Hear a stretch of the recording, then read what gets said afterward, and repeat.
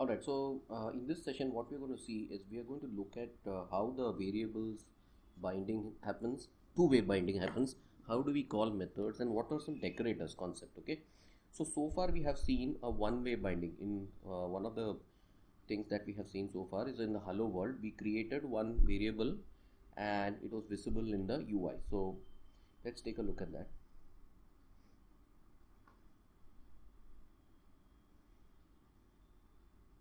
Yeah, so we have seen that the hello world we have created a variable here just to understand what our class and a variable. We said @API course.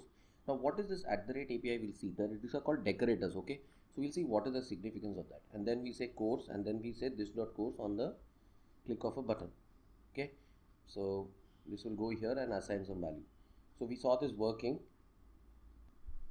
So if you head over here in our home page, if you have seen here, so initially it says LWC attribute test, which it takes the value from here. Okay, and it is going to show a value when we change. So this is one way binding. All right, so what we see here is a kind of a two-way binding, and first is a one-way binding where the value is coming in, and then when I click on this changes over. So let us do one thing here. Let us go here and make one change here. Let's understand what are the decorators. Okay, so let me say I declare a variable just like that. All right, I say course. I don't need to put I can also say let. Okay, let means create a variable, or I can say const, which means it's a constant. I'm not going to do that. I'm just going to create a variable here normally and I'm not going to give any decorator. So let us see what is the difference now. I'm going to save this. Okay, and let's deploy this to the service.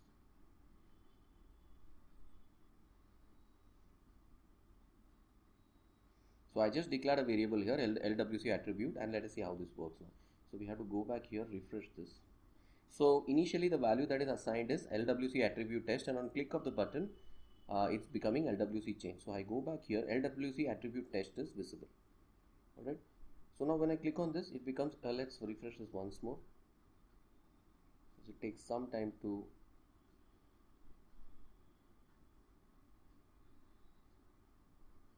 So now when I click on this, now look here, now this has got updated. The LWC attribute test is not changing. Okay, so this is why, but when I give @API here, okay, @API, what it does is it will change the value. Now let's try that. So we gotta again push it. We can also give another decorator called as @track. So let us understand what all these decorators mean. Okay, so right now I have given @API. So now let's go over here, give it a couple of refreshes here. Now when we click here, now it is changing. Alright, so now you see it is changing. Same way if I give @track over here, it is going to change. So right now I can just try that out. I just want to show you that, but I'll have to import it, okay, from this element. So what does this mean? Now the first thing is when we declare a variable without any decorators, it is a private variable. Okay, this is private to this class. So by default these variables are private and no other method can access this. Okay, so and it is not exposed to the component. If you give @API, this makes the variable public.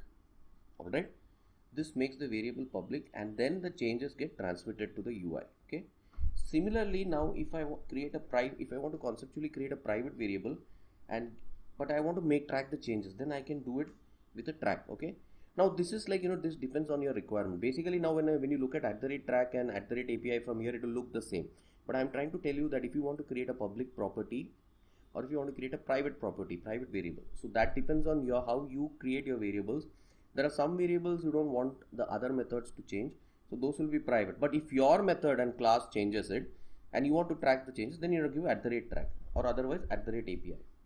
So this is the first thing about the variable declaration. Okay, now since you have given this as @API, whatever changes are happening will get reflected here because it becomes a public variable. But if you remove that @API and just give it @course, this won't get reflected.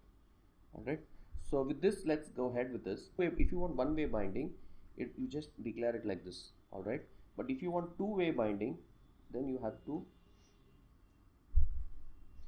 if you want to get two-way binding, you'll have to use first you have to expose it as a public property, and then you have to do some additional things which we will see next. Okay, now right now if you declare it like this, the changes will not get transmitted. So this is one-way binding. All right, this is one-way binding.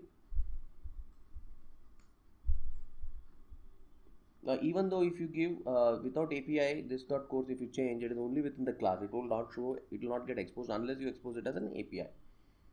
So let's go ahead with this.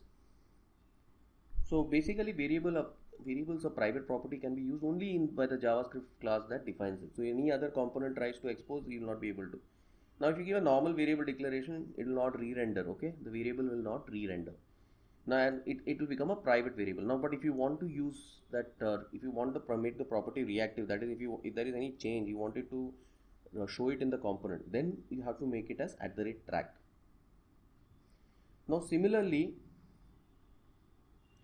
public properties are also reactive. So, if you want to make a variable public, say @API, you call it decorator @API. This will make the declaration public, and it will re-render the component if the value changes. So you can see if there is any change, it will show in the UI. Basically, both these connotations mark a property as reactive. So if the value changes, the entire component gets re-rendered. But the basic difference is, please understand, track properties of a private, whereas properties decorated with API are public and can be set by another component.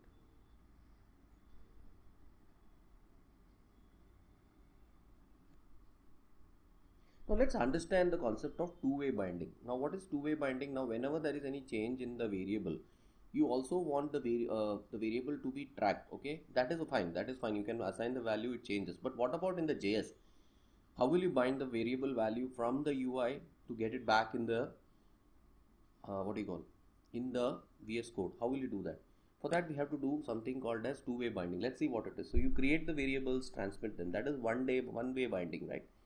Now @API, as you have seen, will expose the variable. But now if you want to track the value, I'm not talking about that @track, but if suppose you want to trace the value and assign it back that in the JS file. Okay, so how do you do that is, you say lightning input, the tag, and say type double, you give it a label and a name and a value. This value will take the variable and show the value.